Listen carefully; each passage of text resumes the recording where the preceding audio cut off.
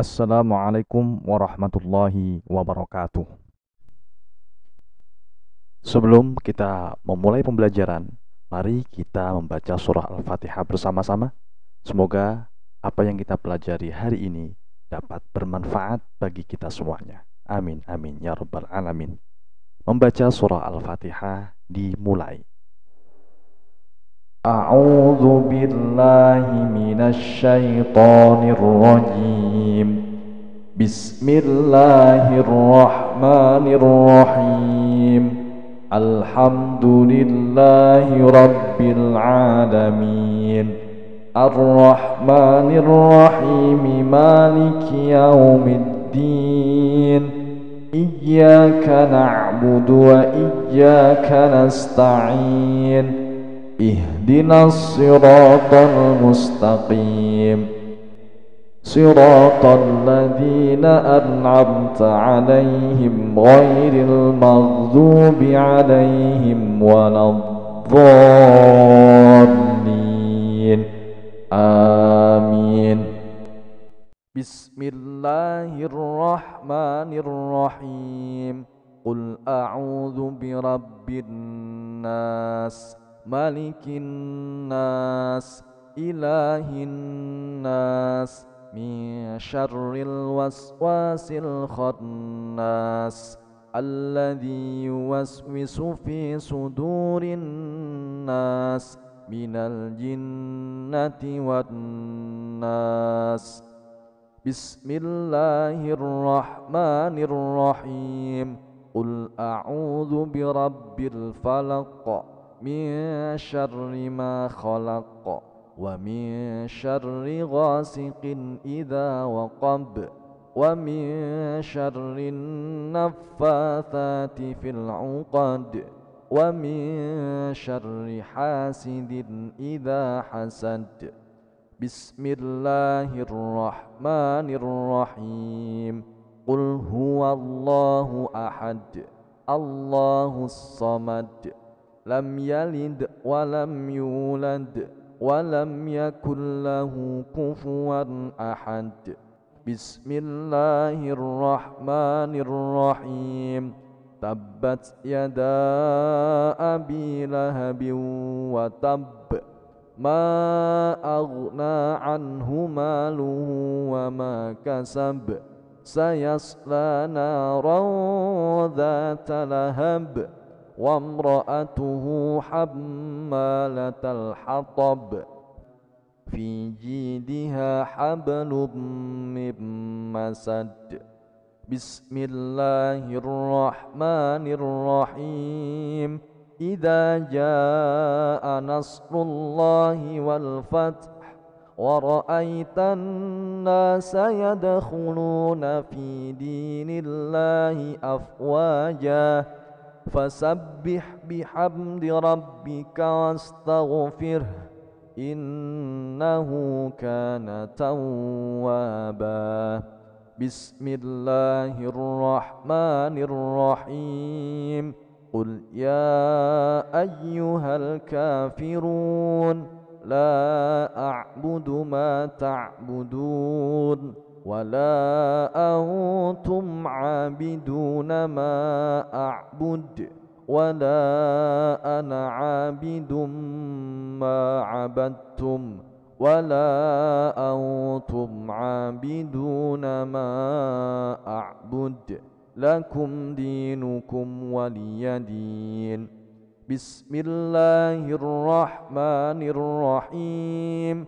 إنا أعطيناك الكوثر فصل لربك وانحر إن شانئك هو الأبتر. بسم الله الرحمن الرحيم. أرأيت الذي يكذب بالدين فذلك الذي يدع اليتيم ولا يحض على طعام المسكين فويل للمصلين الذين هم عن صلاتهم ساهون الذين هم يراءون ويمنعون الماعون. بسم الله الرحمن الرحيم. لإيلاف قريش إيلافهم رحلة الشتاء والصيف فليعبدوا رب هذا البيت الذي أطعمهم من جوع وآمنهم من خوف. بسم الله الرحمن الرحيم. ألم تر كيف فعل ربك بأصحاب الفيل ألم يجعل كيدهم في تضليل وأرسل عليهم طيرا أبابيل ترميهم بحجارة من سجيل فجعلهم كعصف مأكول. بسم الله الرحمن الرحيم. ويل لكل همزة لمزة الذي جمع مالا وعدده يحسب أن ماله أخلده كلا لينبذن في الحطمة وما أدراك ما الحطمة نار الله الموقدة التي تطلع على الأفئدة إنها عليهم مؤصدة في عمد ممددة. بسم الله الرحمن الرحيم. والعصر إن الإنسان لفي خسر إلا الذين آمنوا وعملوا الصالحات وتواصوا بالحق وتواصوا بالصبر. بسم الله الرحمن الرحيم. ألهاكم التكاثر حتى زرتم المقابر كلا سوف تعلمون ثم كلا سوف تعلمون كلا لو تعلمون علم اليقين لترون الجحيم ثم لترونها عين اليقين ثم لتسألن يومئذ عن النعيم. بسم الله الرحمن الرحيم. القارعة ما القارعة وما أدراك ما القارعة يوم يكون الناس كالفراش المبثوث وتكون الجبال كالعهن المنفوش فأما من ثقلت موازينه فهو في عيشة راضية وأما من خفت موازينه فأمه هاوية وما أدراك ما هي نار حامية. بسم الله الرحمن الرحيم. والعاديات ضبحا فالموريات قدحا فالمغيرات صبحا فأثرن به نقعا فوسطن به جمعا إن الإنسان لربه لكنود وإنه على ذلك لشهيد وإنه لحب الخير لشديد أفلا يعلم إذا بعثر ما في القبور وحصل ما في الصدور إن ربهم بهم يومئذ لخبير. بسم الله الرحمن الرحيم. إذا زلزلت الأرض زلزالها وأخرجت الأرض أثقالها وقال الإنسان ما لها يومئذ تحدث أخبارها بأن ربك أوحى لها يومئذ يصدر الناس أشتاتا ليروا أعمالهم فمن يعمل مثقال ذرة خيرا يره ومن يعمل مثقال ذرة شرا يره صدق الله العظيم. Baik anak-anakku sekalian, pelajaran 4 kali ini menjelaskan tentang bulan Ramadan yang indah. Allah Subhanahu wa taala di dalam surah Al-Baqarah ayat 183 yang sebagaimana telah kita hafalkan bersama. Sekali lagi Bapak akan baca, kalian simak dan nanti boleh diikuti. Bismillahirrahmanirrahim. Ya ayyuhalladzina amanu kutiba alaikumus siyamu kama kutiba alal ladzina min qablikum la'allakum tattaqun. Artinya, hai orang-orang yang beriman, diwajibkan atas kamu berpuasa sebagaimana diwajibkan atas orang-orang sebelum kamu agar kamu bertakwa.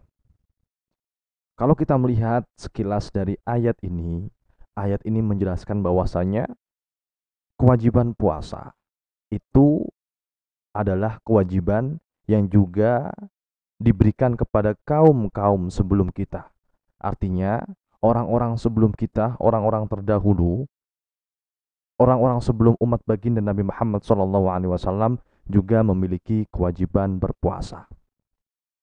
Tujuan berpuasa tidak lain adalah la'allakum tattaqun, yaitu agar kalian semua menjadi orang-orang yang bertakwa. Apa itu takwa? Takwa artinya adalah mengerjakan apa yang diperintahkan Allah dan menjauhi segala apa yang dilarang oleh Allah. Di dalam berpuasa kita diajarkan untuk mengerjakan perintah Allah. Apa itu perintah Allah yang pokok yang kita kerjakan dalam berpuasa?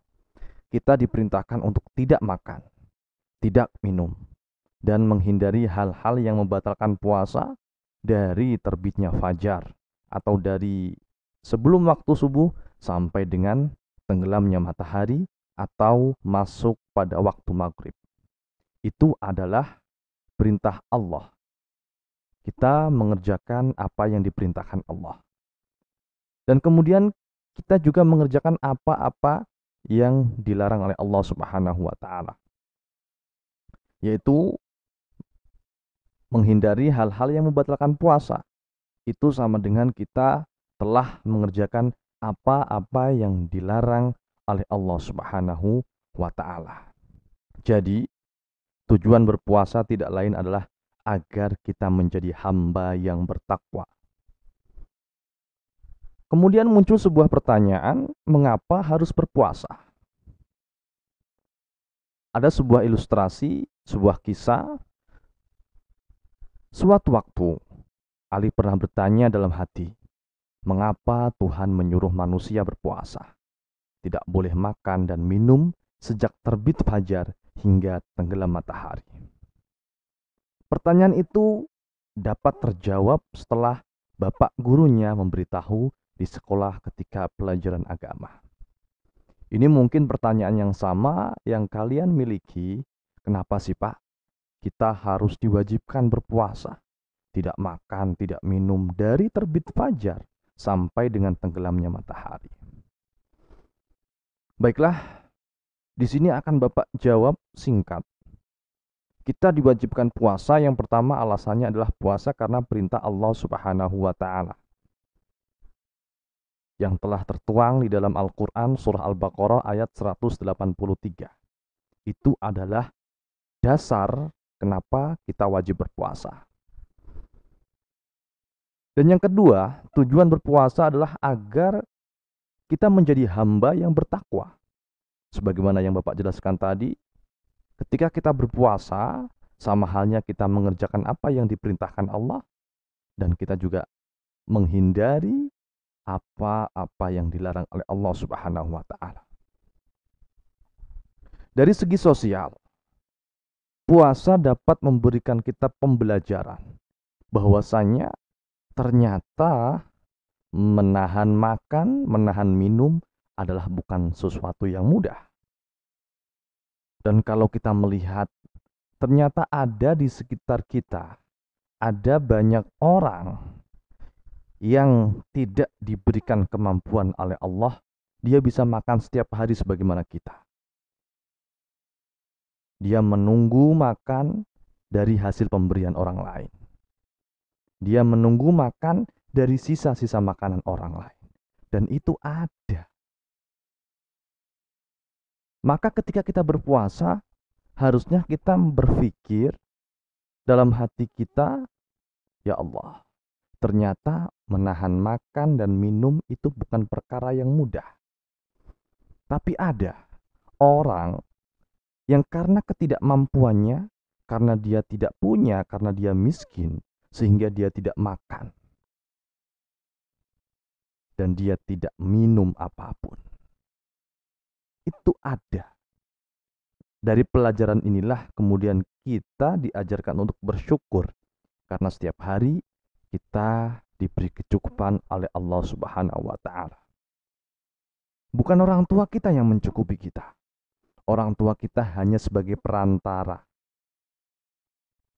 Allah memberikan rezeki kita dilewatkan kedua orang tua kita.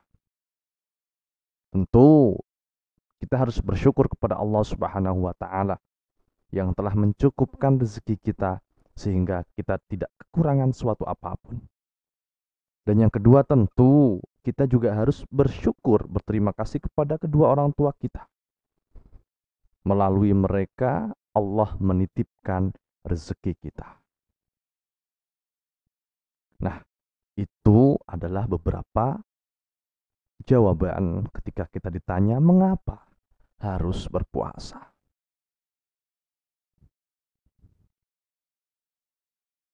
Masih tentang takwa, puasa hadiahnya takwa. Di dalam Al-Quran, surah Al-Baqarah ayat 183. Allah Subhanahu wa taala telah menjanjikan bagi orang yang berpuasa dengan baik akan mendapatkan predikat takwa. Apa yang dimaksud dengan takwa? Takwa ialah melakukan semua perintah Allah dan menghindari semua larangannya. Sebagaimana yang Bapak jelaskan tadi. Lalu apa yang didapat oleh orang-orang yang bertakwa ini? Orang yang sungguh-sungguh bertakwa, hidupnya tentram dan bahagia. Kemudian di akhirat kelak akan memperoleh taman surga yang sangat indah dan bahagia selama-lamanya. Jadi buah dari takwa adalah kebahagiaan, hidup tentram di dunia, dan juga akan diberikan nikmat oleh Allah ketika dia memasuki surganya Allah Subhanahu wa taala. Jadi anak-anakku sekalian, siapa yang tidak mau mendapatkan surganya Allah Subhanahu wa taala? Selama ini kita berpuasa, kita tidak bisa mengingkari. Kita mengharapkan imbalan dari Allah berupa surga. Nah, inilah juga yang akan didapatkan oleh orang-orang yang bertakwa. Anak-anakku sekalian, sebelum kita melaksanakan puasa, sebelum kita menjalankan aktivitas puasa, tentu kita harus juga memahami ketentuan-ketentuan puasa. Di antaranya, ada yang pertama syarat wajib puasa. Yang kedua, syarat sah puasa. Dan yang ketiga, rukun puasa. Ini harus kita pahami karena ini menyangkut sah atau tidaknya ketika kita berpuasa. Baik, yang akan kita bahas pertama adalah definisi dari puasa. Arti dari puasa. Puasa dalam bahasa artinya disebut saum atau siam. Artinya apa? Menahan diri dari segala sesuatu. Seperti menahan makan, minum, nafsu, dan menahan berbicara yang tidak bermanfaat.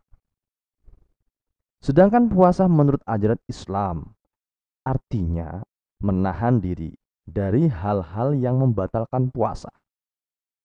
Sejak terbit fajar sampai terbenamnya matahari dengan niat dan beberapa syarat.